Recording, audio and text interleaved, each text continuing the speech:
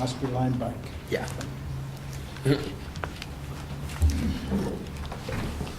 You have not entered any numbers. Please re-enter your meeting ID followed by the pound or hash sign. What's my meeting ID? 207 207. 156 490. Hashtag. I'm okay. Enter your participant ID followed by pound. Otherwise, press. You are in the Zoom meeting now. There are 2 participants in the meeting. Good morning. Hey, Mike, how are you? Good. Good. So you're here with our Park Arbor and Recreation Board members. Thank you for joining us on this. Just hold on a minute because we officially have to call the meeting in order and go through some consent stuff first. Then we'll get right to you. So like 2 minutes. Sounds good. Call the Getting meeting. by, not a problem at all. Thank you. Calling the meeting to order. Roll call, I think. Okay. Randy, Lee, Kissinger's Jim. coming in right now. Kisslin's here. Yep, perfect. And then Tim Payne, he Excused. notified us that he won't be here. Perfect. What's quorum? Three. 3, okay. So then we have the consent agenda.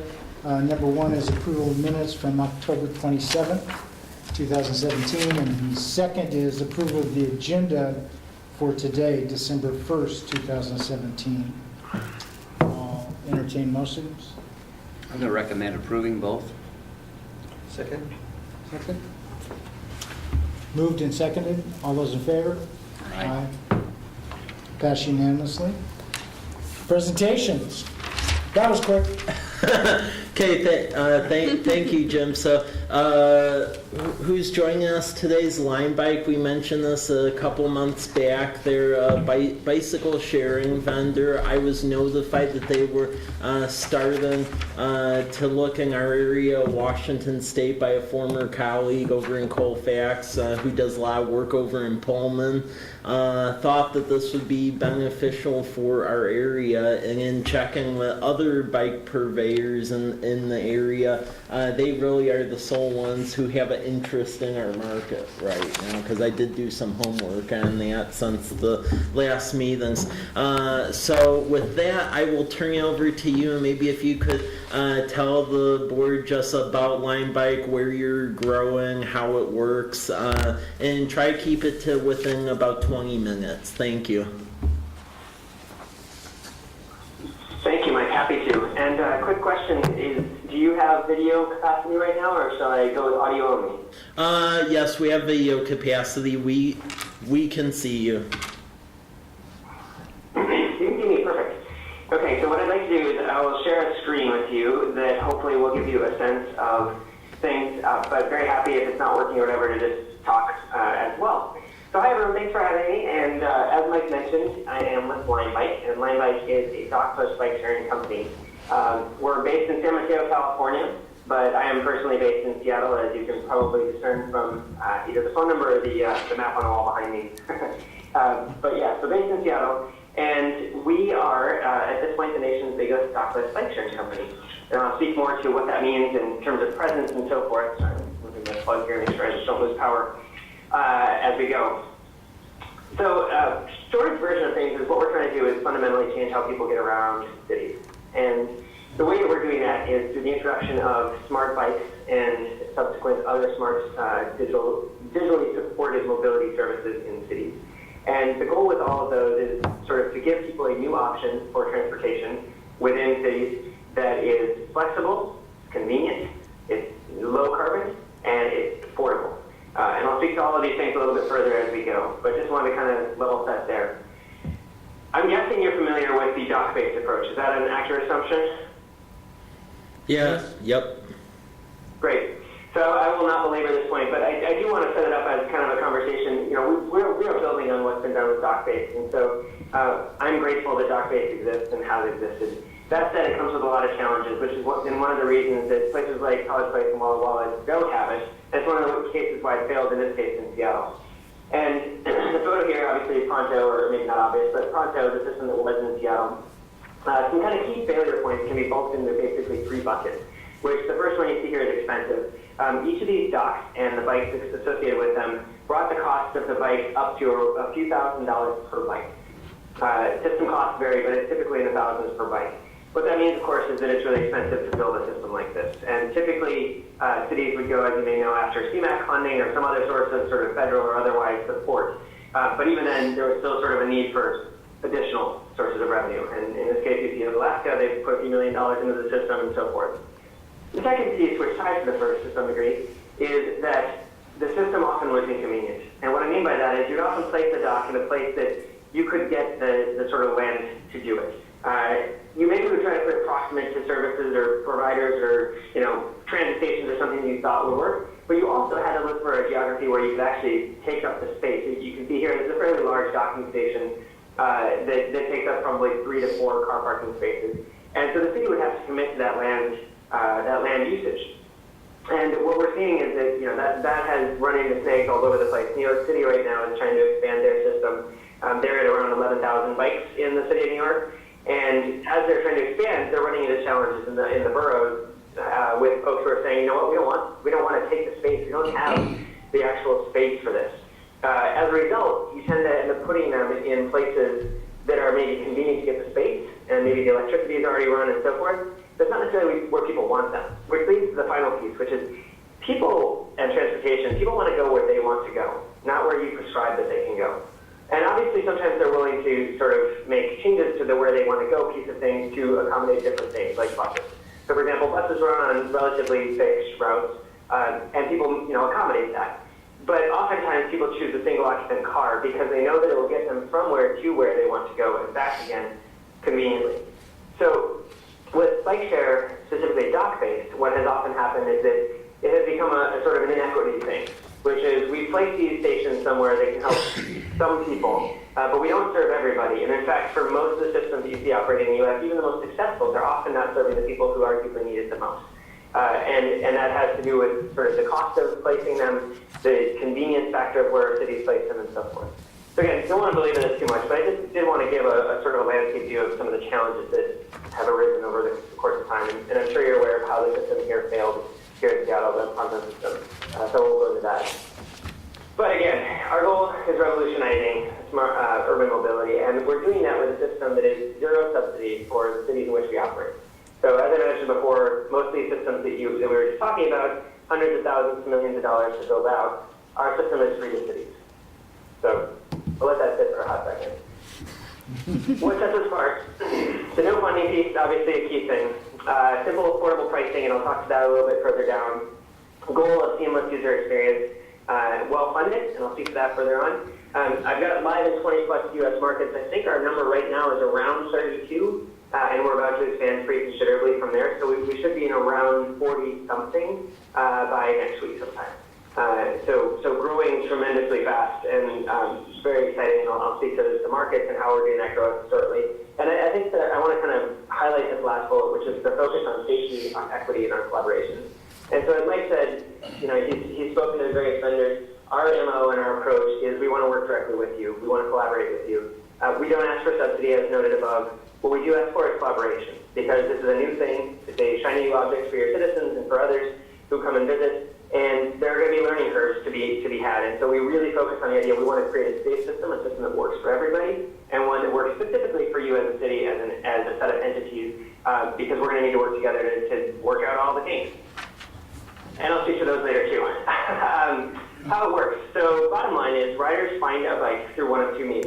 One is they walk outside and they see a bike. That's the easiest way. The second way is you pull up your app on your smartphone and you look on GPS for the bike. We acknowledge that not everyone has a smartphone, so that is increasingly a diminishing number of folks. But if you do not have a smartphone, you can call us and we can locate a bike. It is much more challenging, but we can help you with that. But shortest, easiest version is you pull up your app and you find a bike on there. You then go to the bike, and using a QR code that's in 3 places on the bike or a plate number, you scan and you unlock that bike. By unlocking the bike, what I mean is you will use your smartphone, scan it, and a little lock that you can kind of sort of see there, the little red knob in the bottom of the app screenshot, and you'll get a better picture of this in a moment. That will pop open. Once it's popped open, you take your ride and go to where you want to go. When you're done with the ride, as you can see here, you manually push that little red lever back, which shoots a little immobilizing bolt through the back wheel. And this is an important distinction. Our bikes do not lock to other things. So we don't need racks. We don't need the dock system that you saw earlier. We don't even need bike racks or anything else. The bikes simply lock to themselves, which means I rode it and I left it wherever it was that I wanted to leave it in an appropriate and responsible place. I locked it and I walked away. And finally, you get a trip summary. So in this case, what you see is the blown out version of a trip summary. There's two trip summaries. There's a short one and a larger one. The short one shows simply distance traveled, time riding, and cost of the trip. And this is the more sort of big version, which shows your map. It also shows estimated carbon savings and estimated calorie burn. And you can see kind of all this. You can also see a cumulative summary in your app. So you'll see over time I've ridden X number of miles, saved approximately this much carbon, and so forth. The assumption being carbon is offsetting the cost of the vehicle trip. I want to talk for just a moment about the bikes. We have, as you can see here, built a bike that is very visible, and the goal there is safety again. We want people to see it. We want it to be very bright and something that stands out in the community. When you talk about the function of the bike, if you look at number one here, there's a solar panel on the bottom of the basket. That powers a battery, which you cannot see, but it's in the bar that says Lime Bike on the bike. And then that connects in turn to the lock, which is number 2 on this image. The lock has GPS and 3G in it, which is what enables the unlocking feature. But that's the essential system that you're seeing right there. Now, from a safety and sort of durability perspective, all of our bikes are CPSC and ISO certified. And you can see some of the details here, but basically tested for 880 pounds, which I've never seen anyone put on one. I welcome them to try. Yeah, tested for an awful lot of weight. The tires are run flat tires. They've got a foam in them that makes them not pop. And various other features on the bike, such as drum and roller brakes to make sure that people stop, reflective striping on the wheels to make sure that people are well seen, and so forth. So all of these things kind of combine together to make a bike that's as safe as can be, as durable as can be, but still a bike that's relatively easy to ride. It's about 12 to 15 pounds lighter than what the Pronto bikes were. It's still a heavy bike to be compared against your, if you bought a nice Bianchi or something, this is definitely a heavier bike. But compared to a dock-based bike, it's lost about 12 to 15 pounds depending on the bike. So nutshell version there, and I realize I've been talking a lot, and I am working to make sure I get your 20 minutes, but I'll take a quick pause. Are there any questions so far? No? Not right now, no. Okay, great. Moving on, actually, before I move on, so one thing that's worth noting, as you can see on bullet number 6, we've got 3 different bike types right now. We've got a single speed, a 3-speed, and an 8-speed. And we operate, as I said, in over 30 markets. Seattle currently is the only market that has 8 speeds. We built the 8-speed specifically for Seattle. I live here, as I mentioned, and so when we started talking about launching here, I was talking to our CEO, because the single speed and the 3-speed are not going to do what I think they need to do in Seattle. Can we do bigger? And so we looked into it and we built an 8-speed. We are iterating quickly on our bikes, so I will share with you, we have not gone public with this yet, but as of January, we will have e-bikes that will be free-floating, dockless electric bikes. And then we're also launching electric scooters, which are essentially like a kick scooter that you've seen, people use like a Razor scooter or something, but with electric assist. They will be able to go, I think they're about 12 miles an hour. I haven't seen the tech specs on those yet, but they're coming in January. So iterating really fast, and our goal is to really be present in cities with a last mile, first mile, short trip, or increasingly longer trip. When you think about an e-bike, you're now getting in the 3 to 5 mile category of potential rides for most riders. But moving towards more accessibility and more mobility. So pricing, I mentioned that earlier. We have kind of 4 pricing buckets. The simplest and the most standard is the one on the left, the pay-as-you-go. So in this case, it's $1 for a 30-minute ride, and that's standard for everyone. There is no membership fee. I don't know if you've tried a system like Pronto. There's typically an annual membership, or there's the day use cost, and often those came with a limitation of 30 minutes free, and then after that you had to pay kind of increasing increments as you kept riding, or you had to return to a dock, wait 3 to 5 minutes, and then check it out again. In ours, there is none of that. You just ride it as long as you want to ride it. It's $1 for every 30 minutes. Worth noting is that the average across our fleet, which is something like 15,000 bikes across the U.S., average is under 30 minutes. So most people, it's about 26 minutes. Most people are riding for $1. Second bucket is the monthly side of things, and there are kind of two sides of the monthly. There's a corporate side and then there's an individual side. The corporate side is a city, a government, a business, a nonprofit, whomever, who says we want this as a solution, a mobility solution for our employees. And they can pay a discounted rate, which you're not seeing here, to subsidize the cost for their employees. Alternatively, as an individual, I can buy essentially in bulk, so $30 for 100 rides per month. Then the third piece over here is students and campus, and typically with students and faculty of .edu, so it could even be a high school or it could be a college, whatever, they get 50% off, so 50-cent rides for 30 minutes. And then finally, the low-income part of it, we've been working really hard on that aspect of it. So I talked a little earlier about the non-smartphone folks. And non-smartphone, you can unlock the bikes. We can unlock the bikes remotely for people. They can call us on any phone, and we will unlock for them. But then we've also working on the pay side of it. So there's 50-cent rides for low-income populations. But then we've also been working with essentially go-betweens, so subsidized housing providers or employment specialists, to help them find folks for us who could use this. And then also, if those folks are unbanked, we've created systems where they can pay us in cash, and then we'll hold that cash and draw it down as they ride. So working really hard to make this accessible and affordable for everybody in communities. The management side of things. So the question that I would assume is in all of your mind is, what about parking? Can people just park anywhere? What does that mean? How do we deal with that? And so I'll speak to that more in detail in just a second, but I wanted to start speaking to it in this, which is we hire a team everywhere we operate. So if we were to launch in College Place in Walla Walla, we would build a team. Depending on the number of bikes, it would depend on the number of people. So our typical rule of thumb is around 100 bikes to one staff member. Somewhere like Walla Walla, I would imagine we'd launch in the 300 to 500, probably launch in the 200 to 300 range, with an eye toward probably climbing toward 500 at some point. So if we do that, we'd probably have 2 to 3 FTEs that we would hire. And that team would be responsible for a number of things, including maintenance of the bikes, sort of overall oversight of the fleet, but then especially responding to parking concerns. Which brings me to parking. So we have a few different ways of dealing with parking, and as I said earlier, the bikes walk themselves. They do not have to have a rack, they do not have to have anything else. What that means is people can actually take them and leave them anywhere. And so when we launch in any city, we work really hard on the PR side, and I encourage you to look at some of the PR that we got in Seattle, or some of the press rather that we got in Seattle. We did our best to emphasize the need to park in responsible places, which means not blocking access or egress, not blocking any kind of rights of way, not impeding someone's private property, and so forth. So the first piece is just education. We've got to educate people this is a new service. Second piece is identifying in the app what's appropriate and what's not appropriate parking. And so what we can do in the app is we can show you designated spots if you prefer people to park in those. That has worked some, but more to the point, we can tell you what's not approved. So for example, in Washington, D.C., where we operate, we've got to have all of the National Park Service land blocked off because they don't allow operation on national parks. So in that case, what we do is we've got geofenced areas that say this is in an area that is not appropriate for parking. Excuse me. In the next few weeks to a month or so, we'll be launching additional features in the app that will sort of more actively manage that. Those will include incentives and disincentives for people who are parking in appropriate spots or inappropriate spots.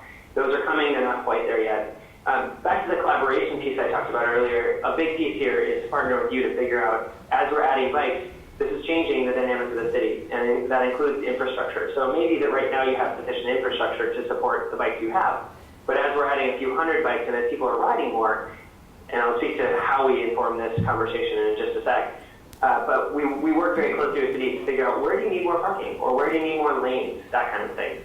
And then finally, back to the operations team that I spoke to in the previous slide, we have an operations team that manages bikes as needed. So for the most part, people park responsibly. And if you'd like, I'd be happy to send you a document prepared in Champaign, Illinois, which is a city not dissimilar to yours. In fact, quite similar now that I'm thinking about it. There's Champaign and Urbana, 2 cities, twin cities.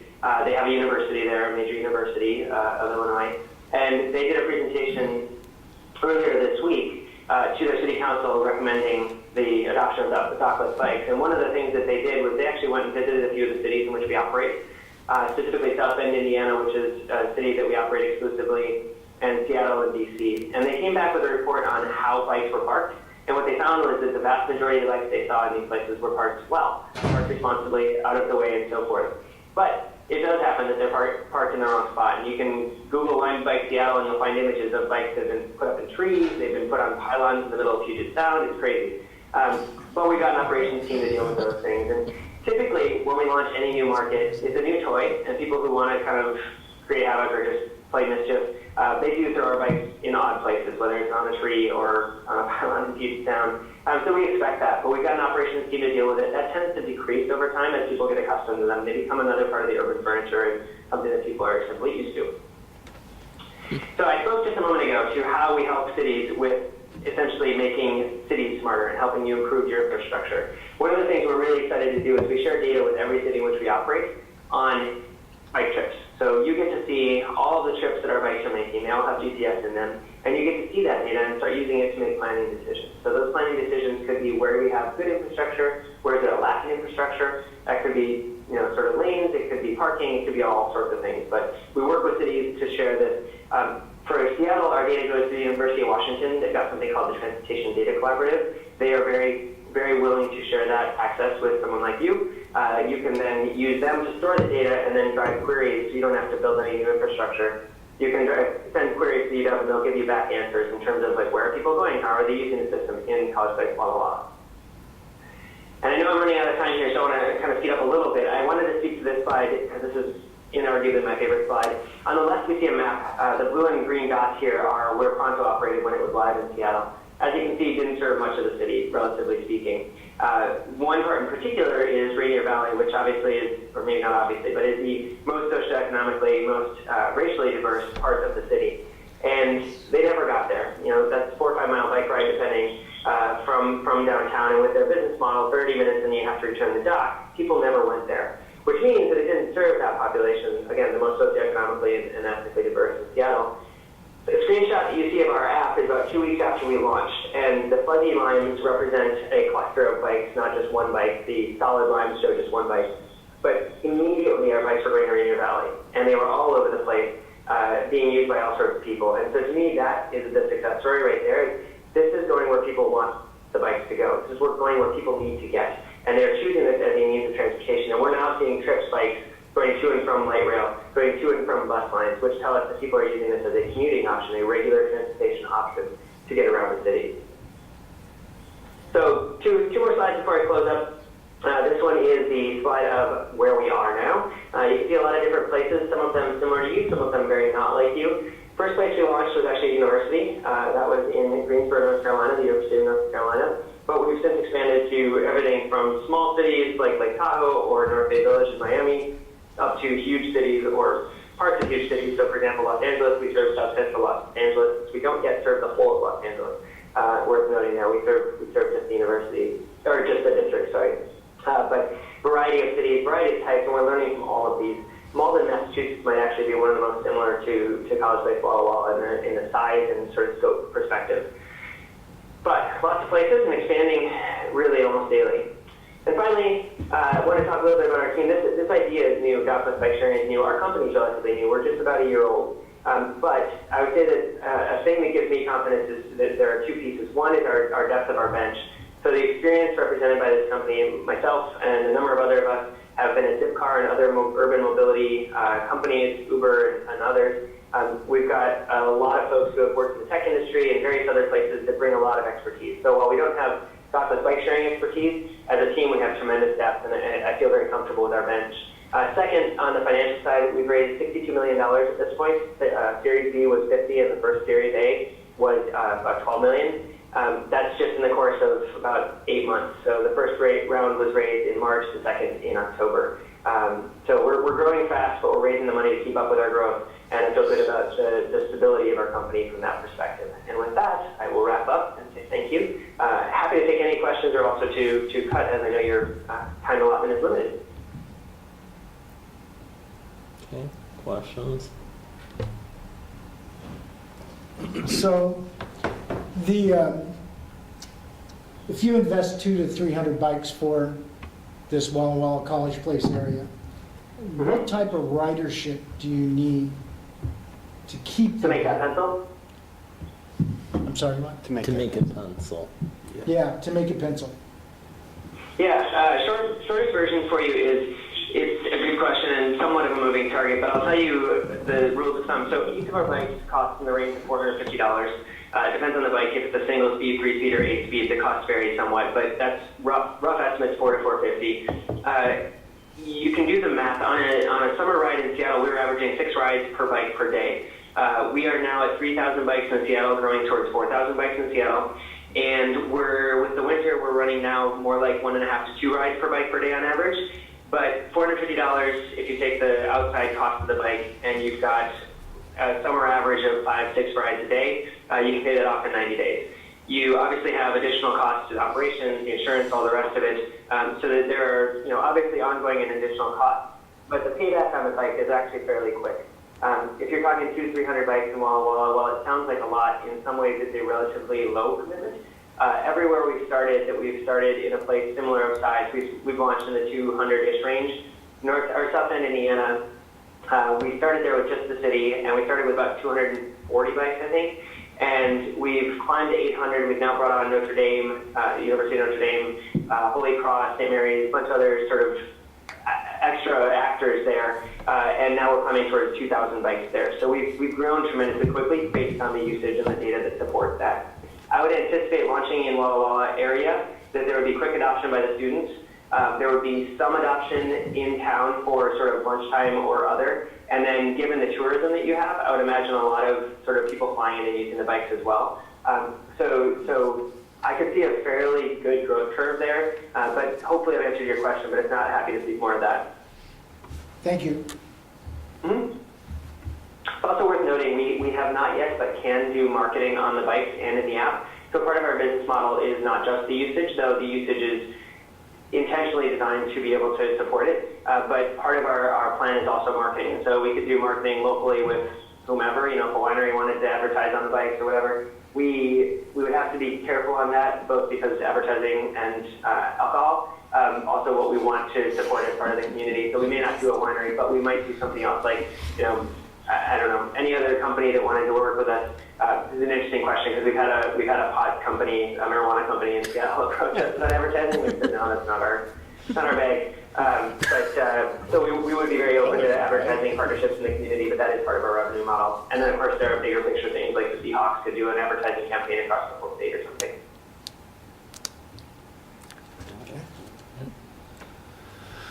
I have a question on the universities, colleges, community college. Yep. What's your experience on college campuses right now as far as Great usage? question. I will draw back 2 slides to this one. All the yellow dots are universities. So in the case of University of Washington, for example, we've been operating there since July. Arkansas State's relatively new, and I'd be happy to send you a video.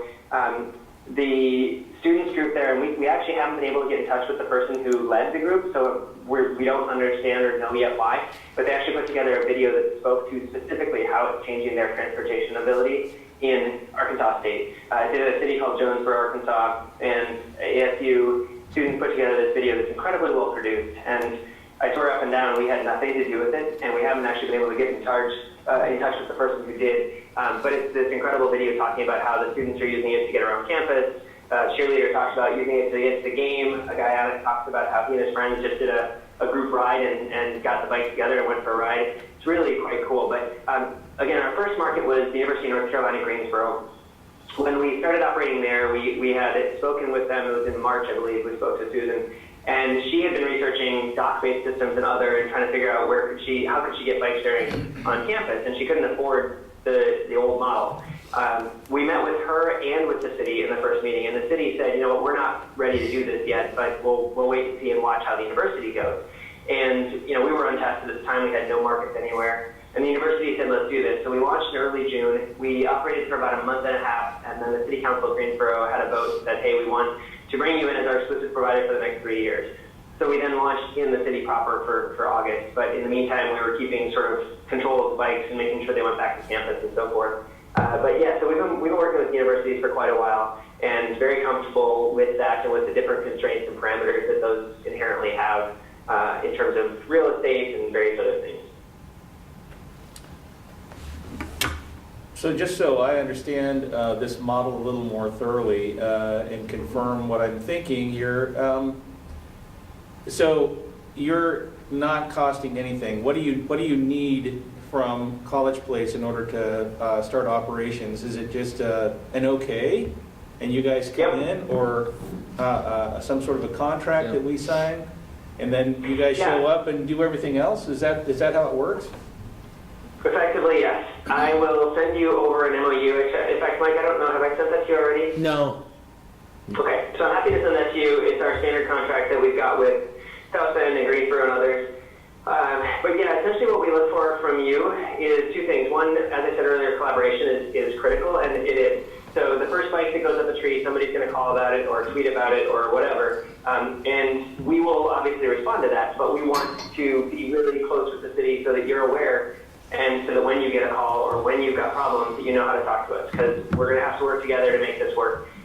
Over time, the problems reduced, and Seattle did a report to City Council, which is online, obviously, it's available to anyone, but the Seattle Times headline on it was, finally good news on bike sharing, or something like that, or good news on bike sharing for a change, or something, because we've had such a negative history here in Seattle with the dock-based system. But basically what they said was, we've got bikes operating in Seattle, and there aren't a lot of problems. And so that said, we're working really closely with the city. We're in contact with them on I don't know if it's weekly quite, but near weekly basis. And I would expect the same there, especially at launch time. As we're partnering, we want to sort of come out with some press. We want to educate people about it, and then we want you to be there as a partner as we work through the bugs, because we've got to work through them, otherwise the business doesn't work, and then that's our problem. The second piece of things from a working together perspective, and what we want from you is we do want you to feel comfortable with us launching, and so we want an okay. We don't launch without permission from cities because we don't want to be seen as sort of an Uber-like company that just showed up and dropped stuff on our street. Technically, in a lot of places, there is an acknowledgement that is totally illegal. Like Champaign at the city council hearing this week, one of the things that Ben, the transportation planner, said was, we don't actually think we have any legal reason to need to regulate this because there's no statement about it in state law. However, we think that the bike companies have actually asked us what is our take on our stance or whatever. And so in this case, I will say the same to you as I said to him, which is we would like you to tell us that it's okay to operate there because we don't want it perceived as something that we're just an outsider interloping, Uber style. Have we talked at all with Walla Walla? We have talked with Walla Walla with them that they're debating back and forth about it still, so it's an ongoing thing. I've talked with the public schools, Tim, here, and then the university, they seem on board with it, Walla Walla University. Walla Walla University has their own bike program. Apparently it can't leave like the immediate area though, that's Yeah, what you Steve... can. But we're talking about Yeah. university Well, yeah. students, so Yeah. they, end up everywhere. Yeah. But yeah, that's true. It's true. There is a campus bike program at Walla Walla University, and it's run by ASBU, I believe, the Student Association. Yeah. Yeah, in talking with Steve Rose and John McVeigh, it sounded like they would much rather move this route going forward, so... And I think it's worth noting, Mike has had some conversations, and I appreciate that, with sort of various stakeholders. The bikes will cross boundaries because people don't notice boundaries, right? They don't notice that we just crossed from College Place into Walla Walla or whatever. And so we are able and willing to retrieve bikes from jurisdictional. So for example, Washington, D.C. and Silver Spring, you see here on the map. D.C. they're considering there's a pilot right now, 400 bikes per company allowed. There are, I believe, 6 of us companies operating there now. Silver Spring has taken the opposite approach and said, whatever number is fine. So we launched with 400 bikes in D.C. We operate 400 bikes in D.C. In Silver Spring, we launched with 1,000. And we're growing from there. So I think we'll be at close to 2,000 very soon. And we launched, I don't know, a month ago in Silver Spring. So growing really fast in Silver Spring, not so much in D.C. They cross boundaries all the time. So our operations team are having to go in and make sure that we're maintaining the bikes out and keep the number at 400. I would suggest that in a place such as College Place and Walla Walla, you'd want there to be an understanding between the cities that would not make that a problem. College Place on its own would not be big enough to say, yes, let's launch there. The collective with the schools, that makes it sort of a market that'll work for us, whereas College Place on its own wouldn't. So that's something where I think your question is going to need to be answered. Yep. Okay, anything else? Does the MOU have language about liability, insurance? Yep, waivers? yeah, so full indemnification on the cities, we've got insurance, I'll send that to you and you can see it, happy to share that, but it's the standard that we've used and it does cover that because needless to say, every city wonders. Yeah. Okay. Okay, well, thank you. Yeah, thank you. I look forward to hearing back from you. And Mike, you obviously have my contact, but please feel free to share. And if anyone has additional questions, actually I can jump back to that. Feel free to call me, email me. I'm very happy to talk through whatever. Or if you want a reference to some other city, happy to connect you with a reference. But really excited at the possibility to serve. Okay. Thank you. Thank you. Have a great day, everyone. Bye-bye. Bye. Goodbye.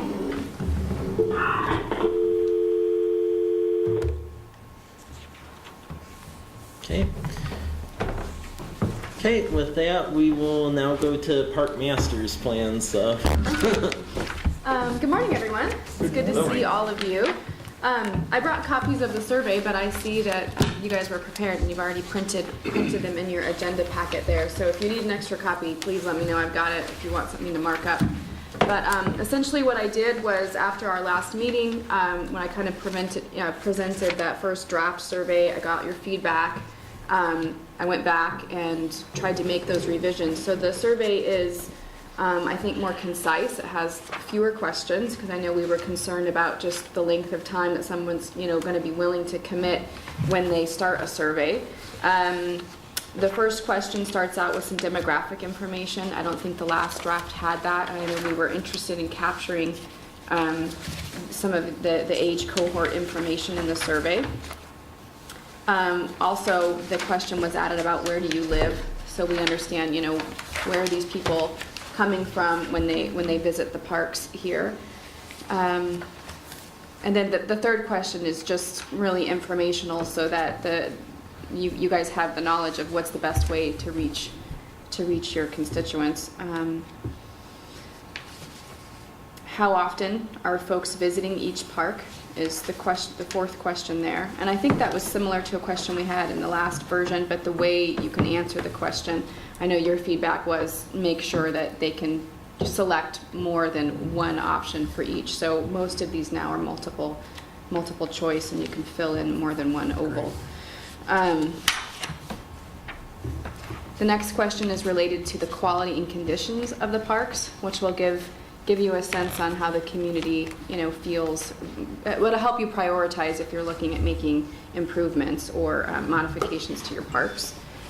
And then number 6 is a really long list, and I think we did some brainstorming in the last meeting. I think I had a question similar to this, but we added a few options, we removed a few options. So this is really like a laundry list or a wish list of anything you might want to find in a park. So if you see something on there that you don't think is an appropriate option or something you want to add, please let me know. So the next few questions are really related to this partnership that you guys have with the school district here for using recreational facilities, both primarily for outdoor recreation at this point, but I know there's some interest in that partnership expanding to indoor facilities. So the next few questions are related to that. So just finding out who's using the school district facilities for recreation, and is there interest. Question 8 is related to that. Question 9 is getting at this conversation we've been having from the beginning about an interest in creating recreational programming. So that's just simply a yes or no at this point, and then an option to describe that. There's a question on safety, number 10. Do you have any means by which to ask them to give us why they don't feel safe or why they feel safe? Question. Is there a secondary question potentially there? So I'm using, I think we talked about this a little bit, I'm not using SurveyMonkey, and one of the limitations in using Google Forms to format the survey is that they don't have as many options when you're actually designing the question. Okay. So when you choose, the options like this, you cannot additionally provide a narrative box. So what I could do, because I agree, if they don't feel safe, we want to know why. If they just say not very safe, then you're left with wondering, well, what do we need to do? Do we need more lighting, or Need more cops? yeah. How do we address their concern? So what I would have to do per the constraints of Google Forms is I would have to create a question 11 that would say, if you didn't feel safe, please describe. So, and the other limitation with Google Forms is you can't, if someone says they feel safe, question 11 would still appear. Like on SurveyMonkey, you could say if you feel safe, and then it would skip that next question. But Google Forms, it's pretty limited on how fancy I can get with the formatting. So if everyone's comfortable with that, we'll add a question where they could provide How much does a it cost narrative to box. use SurveyMonkey? $35. Yeah, we could, It's yeah. and you can pay a little bit more to get a better version. We had it in voila, and used it all the time. Yeah, I think, I mean, if need be, we have enough money left in comp plan budget. Oh, If that's becoming a hindrance to, I think we'll probably run into the same issue with the comp plan survey. Yeah. and- Most of my experience was using SurveyMonkey, and I find, and if you look at some of the online reviews when they compare the two the two programs, SurveyMonkey, I think, generates better statistical analysis at the end. That Google Forms will do that for us, and I haven't used it yet to know exactly how it looks. If it's just spitting it out into a spreadsheet, and I think it also gives you some graphs. it and does things. infographics and a spreadsheet, Okay, so, yeah. well, I think if So- you're more familiar with Yeah. SurveyMonkey and Yeah, the cost is really insignificant, then let's do that. I think it Yeah. looks more professional. I mean, like I was trying to insert, your logo to Yeah. give it the look and like to identify this is a city survey, and you can't really even format the size of it very well. It's pretty limited on how attractive it looks. I think with SurveyMonkey you can design kind of we can go with the colors that are on your website, and so there are some. Yeah. Then you can collect that data and send those people that respond different types of survey or information. We did it for every program we offered, as well as parks. And it was really a handy tool to do it on an annual basis to see if you're climbing the scale or not. yeah.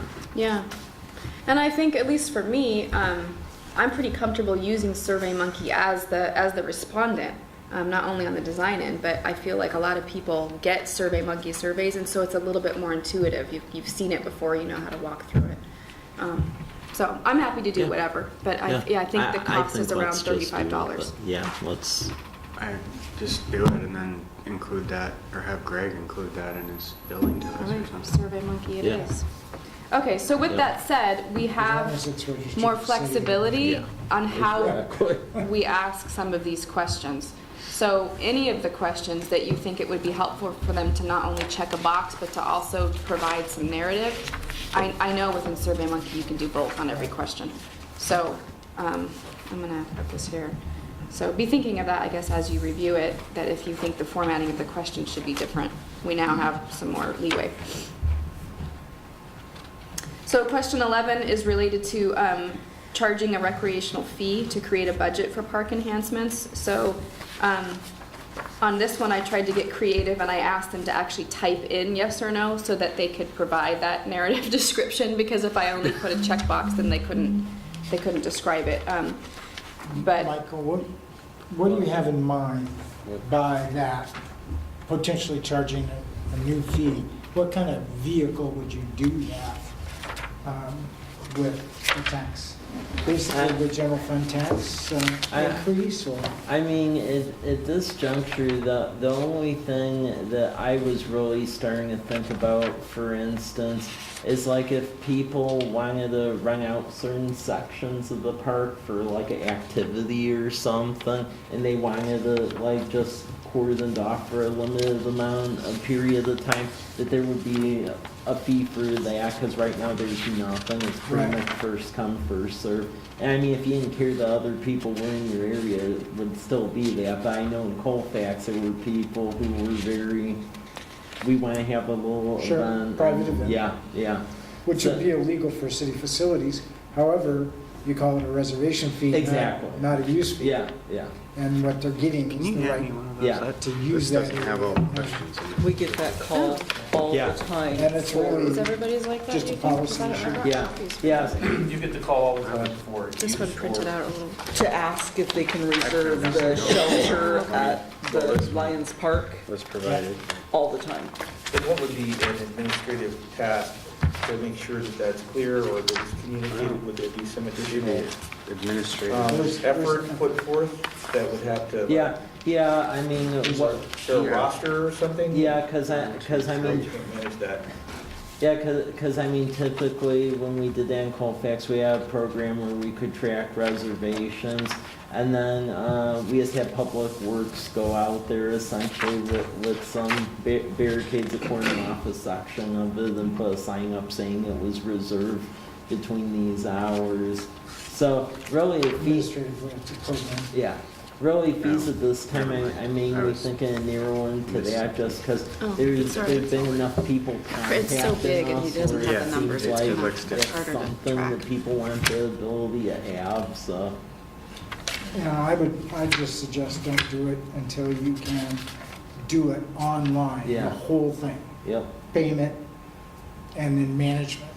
So you don't end up with an administrative nightmare. Yeah. Where you really need another person to manage that. yep, And I think Jim's right. When you look at it as a program as opposed to a rental Yeah. or a special event, you'll integrate it into how you want to program your parks. It's not a burden, it's just yeah, how you function. I think that's important. It would generate minimal income. no, Reality is, exactly. there is, but it's minimal Yeah. income. And while it was about $40,000 a year, Yeah, we had 16 parks and more opportunities for reservations. So. yeah, in Colfax it was about 10,000, Yeah. but we had 11 parks, so. And Pioneer Park is real expensive to do Yeah. that with. So it's like $200 Mm. facility. So how do we feel about question 11 then? Are we thinking it's Yeah. not, we need to scratch it? Do we want to put like, for example, and, because the way it's worded is that this is a budget for park enhancements and new amenities, and maybe we Yeah. need to change it to say, would you be willing to pay a reservation fee, Yeah, you know, yeah, to, Or it could be To a reserve guidance park question for facilities. council on establishing, whether or not to establish a parks or department, division, whatever Yeah. you'd want to call it. So that's another way to approach that question versus I think, fee-based yeah, I think that'd be a good question, because there has been, just out in the, discussions. out in the community, from what I've seen, there's been a significant back and forth on that subject matter. And even when the question was asked on the strategic plan, that was actually one thing we did not get clear guidance on. It was a perfect U shape where there were people either super against it or super for it, and it was equal, so. Yeah, I mean, it works in our industry, in the Parks and Rec industry. It does work in both places. However, as a Parks and Rec director, I would say Public Works directors' first priorities are going to be utilities and infrastructure of his highways and sidewalks, where not parks would be last. And that's where it tends to change the perspective of the community service. Yeah. So that's my background.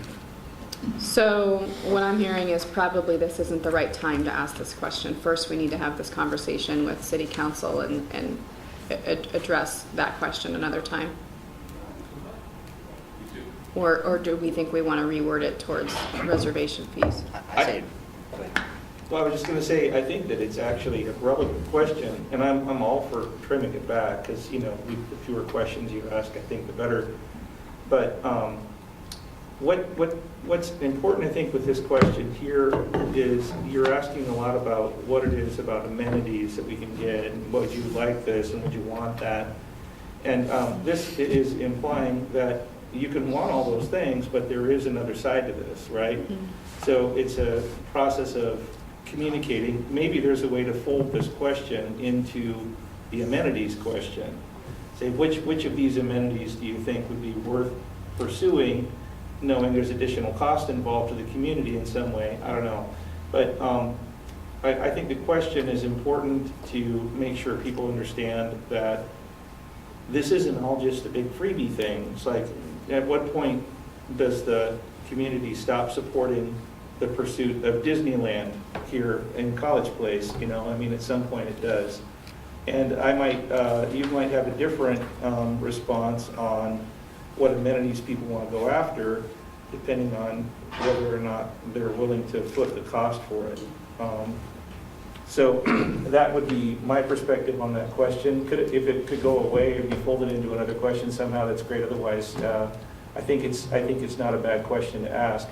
One thing that I would want to do, just psychologically, if you flip the last two questions around so that you're asking the question about whether or not the parks, the parkland, whether current residents are underserved, should come before whether you're willing to Whether pay you for want to it. pay for some more. Right. Yeah. So Yeah. are you willing to pay for it? Comes after the question about Where you're saying, yes, whether I want more. whether you want it or not. Yeah. That makes sense. Did you have feedback Well, I about was just question gonna say, 11? I would be fine with just changing that question towards the reservation fee. It's such a preliminary point where we're at. I don't want to ask questions that we're not prepared to, discuss out there. And this is really a parks type of a survey for the most part. Okay. Okay. Yeah, so question 12 is basically getting at the issue of quantity. It's essentially asking, do you feel like there are enough parks here? Is there enough access? Are you getting access to the open recreation land that you want?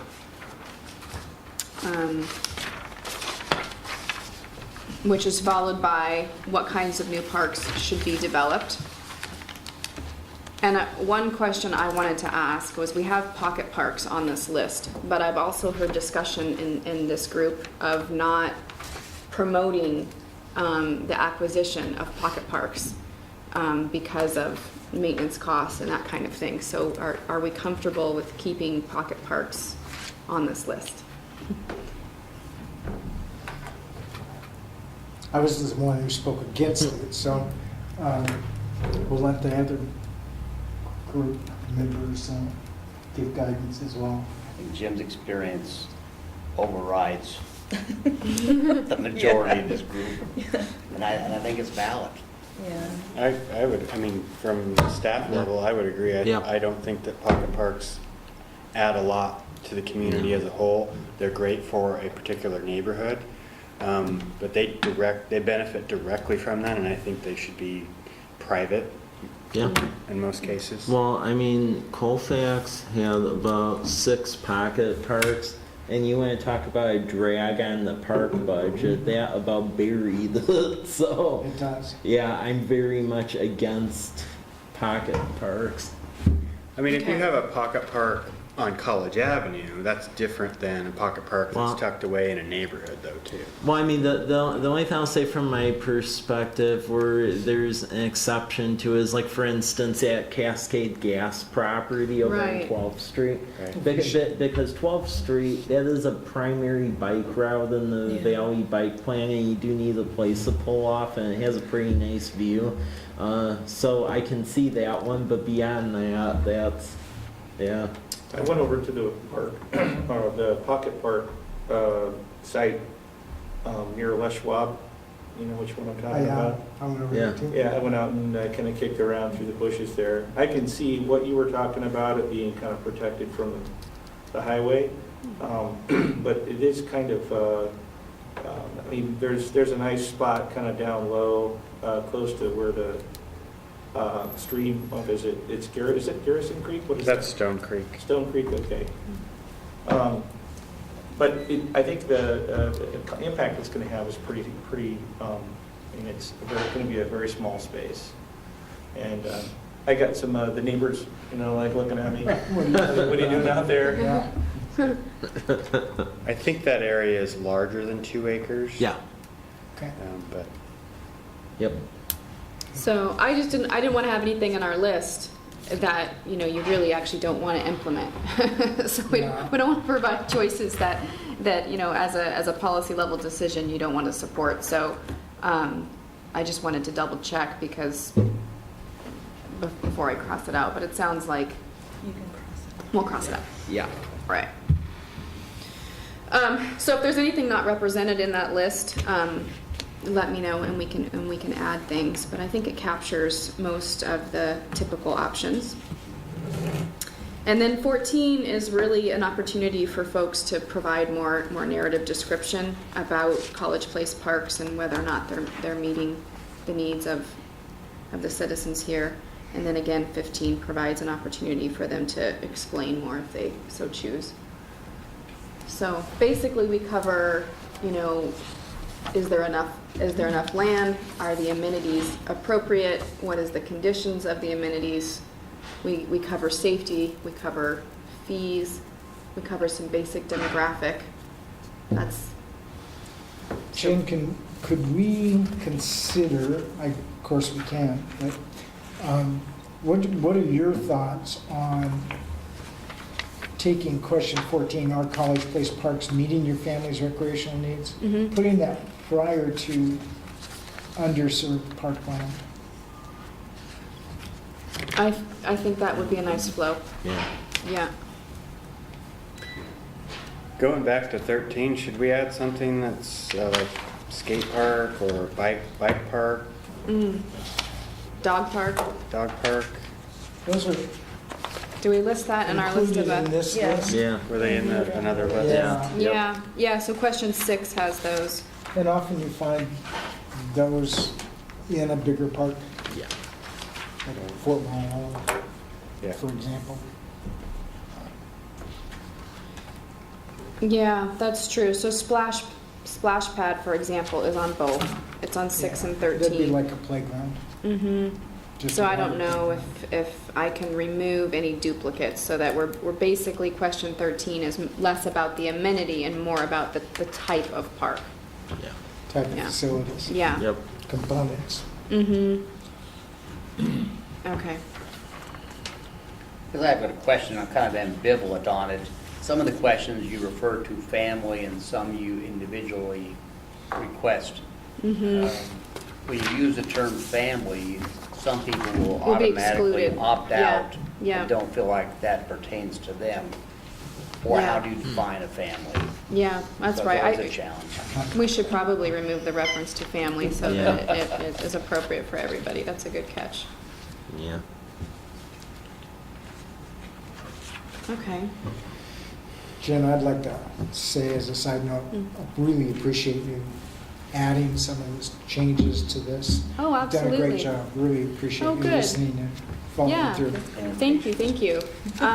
Yeah, I've had my head wrapped around surveys for, I'm working in 3 other communities on parks right now, and so I'm doing a lot of park Wow. surveys. So it's been kind of fun. I'm creating kind of like a master list of questions that in the future, we can just start with, okay, here's, 45 questions. What's the best fit for your community? So it's been fun to hone in on what's most appropriate for College Place. So I know that in the interest of Winterfest being right around the corner, Yeah, next literally, Thursday. and that was a time that we targeted as a really great opportunity to get this survey out in front of the most people. If you guys think with the changes that we just talked about, that you would be, and it's going on SurveyMonkey and, changing some of the wording and order, is this something that you guys want to vote on today so that we can get promotional materials put out at Winterfest? What's the feeling of that? Board?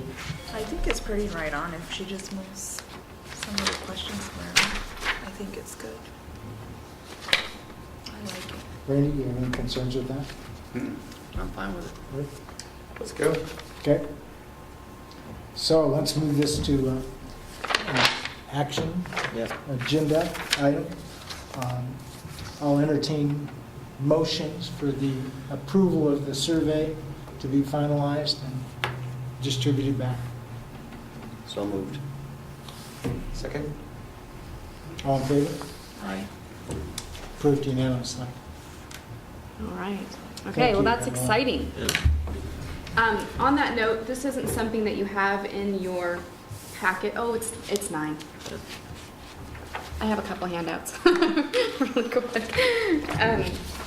This is, thank you. So this is a draft public participation plan, and I just wanted to bring this up because we've just approved the survey, and the survey is one of the first components of the public participation plan. And essentially, I would love to hear from you guys. I've identified some events. A lot of them have ended. You know, we're entering the winter season. It sounds like Winterfest is probably the biggest event that's going to be in the near future for maybe weeks, months to come. Yeah, from a city-sponsored standpoint, it's Okay. Winterfest, and the next thing after that's Memorial Day. Okay. So I know that you guys are involved in this community in ways beyond just your participation here on this board. So if there are other community events that are coming up, I wanted to hear from you just to get the local perspective on, is there another way that we can make sure that this survey gets out? I mean, we're going to make an announcement on the newsletter. It's going to go on the website. You have social media outlets. We'll have a flyer. It can be posted strategically around town. We'll put it on, make sure it's available paper copies here at City Hall. So those are kind of the standard things, but if there are additional events. How about if it's sent out in some concise form in utilities bills, if you really want? Can we do a QR code? Mhm. And then we Okay. can just have the Oh, QR yeah. code on the utility bill Well, yeah, newsletter? if we're gonna do this Yeah. at Winterfest, whatever we're gonna be handing out should have a QR Yep, code on it. And exactly. then we can just continue that in the next monthly newsletter. Because how long do we want to keep it open for? What, That's a the month? next question.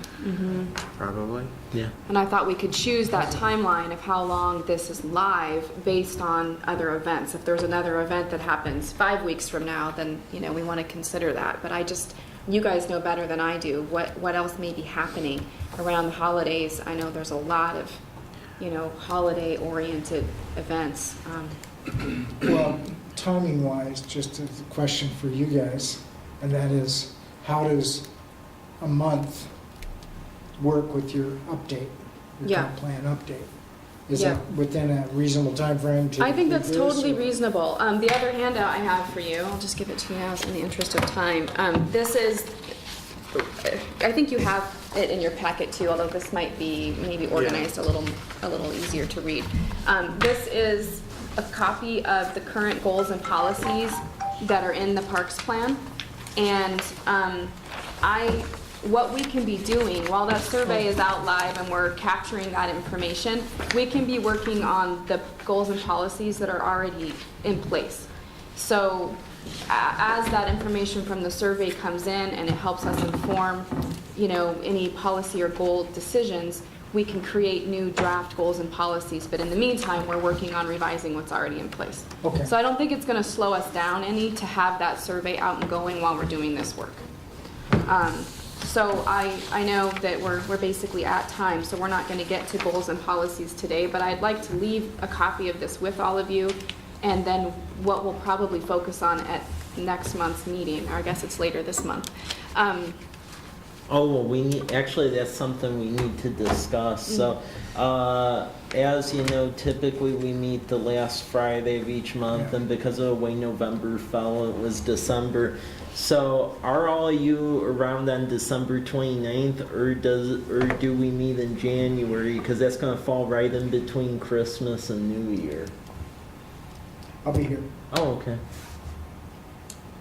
I will not be here. I'm not sure if I'm going to be here or not, but probably so. Okay. How's it work for staff? I'll be gone. I'll be here. You do- I'm here. I'm here. Okay. Gosh, surprising.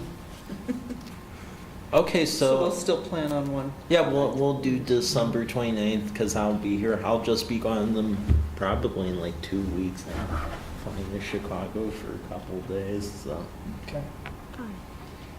Okay, well, that'll be our focus for the meeting on the 29th then, is reviewing what's currently in the plan in terms of goals and policies.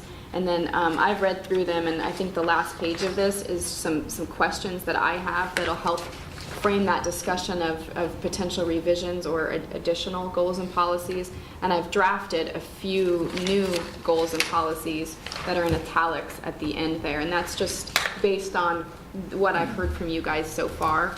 And I may have hit the mark, and I may be way off the mark, but it's just a tool to create that discussion. So if you guys have a chance to read that between now and the next meeting, that would be great. Can I ask the members to please review it, and then if you have some specific revisions you'd like to see or new proposed, you send those to Michael and to Jen, and Lisa too for sure. That way, maybe we can be prepared for the end of the month. That would be end of the year. wonderful. That would be wonderful. And also on this public participation plan, if I've missed anything, Yeah. please feel free to let me know on that too. Perfect. Thank you, Jen. Thank you, guys. We got the December meeting taken care of. Yep. We got the park master plan survey structure yep. done. And then the only other thing just to let everyone know about is that Winterfest is next Thursday. So that it's hard to believe it's here already. I Where's gave it you a at? couple of, It's along College Avenue, so we'll basically have a night farmers market thing Okay. going on in the parking lot around 5. We'll have the actual lit parade will be at 5:30 down College Avenue. We'll shut College Avenue down between 10th Street and Whitman. Aren't we around like 39 entries already? Or- 39 yeah. right now, yes. Yeah. And I haven't checked my computer this morning. I've been getting more every day. Wow. Yeah. So this is kind of the route. There'll be, whoops, didn't mean to do that.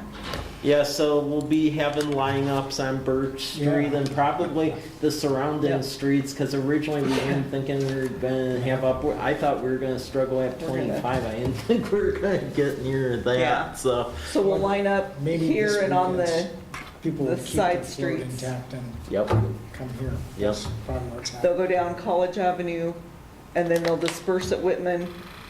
We've made arrangements with Davis School to allow for, like, the people with Sure. floats and stuff to go in there afterwards and park so that they can come down and enjoy the rest of the festivities. Fireworks are gonna be at the vacant lot where Old Rogers School used to be.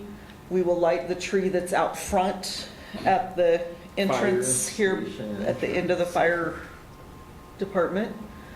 We're gonna have Santa, and we've got a professional Santa this year. He's donating his time and gonna come in. And then we'll light the tree and do fireworks. There's a group from the university that's gonna sing.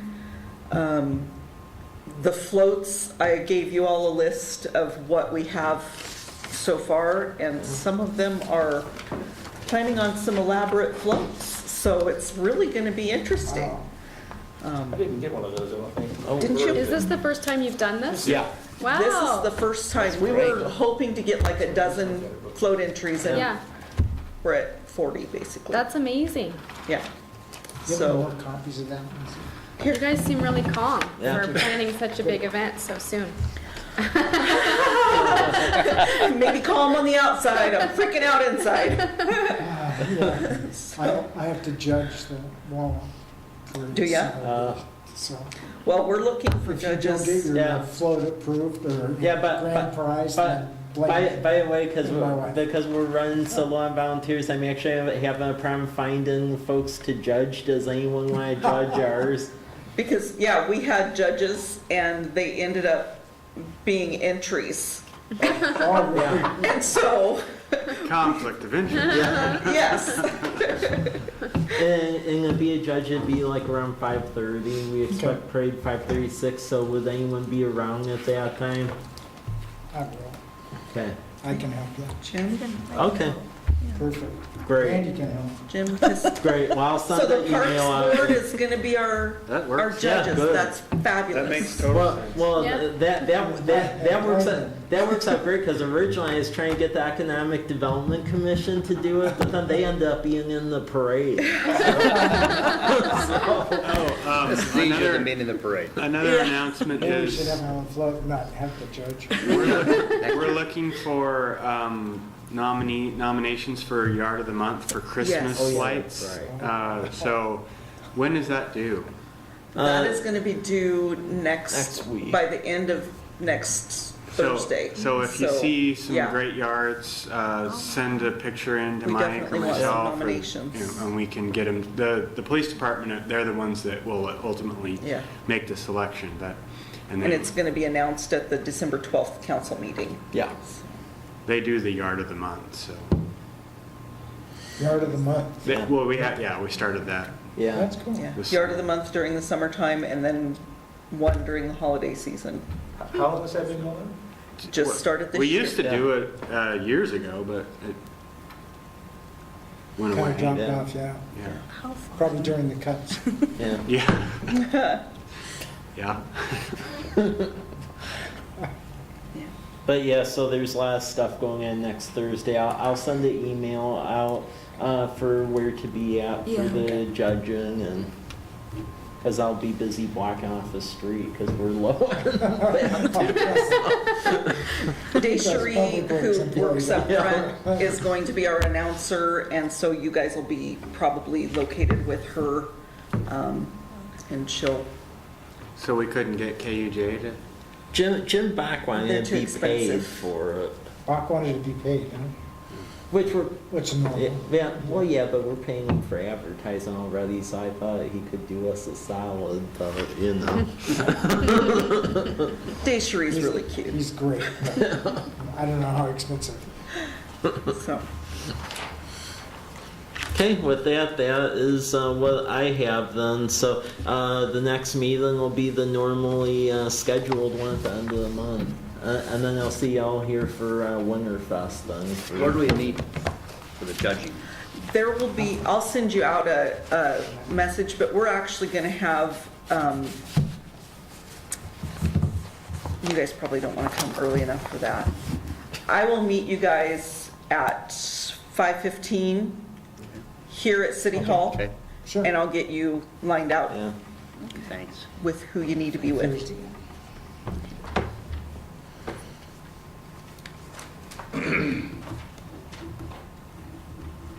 Are you still taking applications for the parade? Yes. Yep. Is there a cutoff date? Time? I believe we had just today as the cutoff date, but I'll take them Yeah. through, I'll take them through Monday. Tuesday we can't because Tuesday's when we're setting the lineup and the staging locations and all of that, so. I really hoped I could participate, but I see you've already got a wastewater treatment truck in there. So really, that, I'm out. Yeah. They've outdone me already, so, yeah, Impressive. yeah, it's pretty cool. Oh, this is great. This is actually, this says a lot about people's interest in participating. Yeah. And this is the kind of getting together that helps really make the community building happen. And Yep. that's, I'm Yeah. very pleased to hear This is that you're getting that kind of participation. Overwhelming, Yeah. yeah, Great. yeah. Thank you for doing it. Yep. Thanks. Okay, that's all I have. Look for a motion to adjourn. So moved? Second. All in favor? Yay. Unanimous.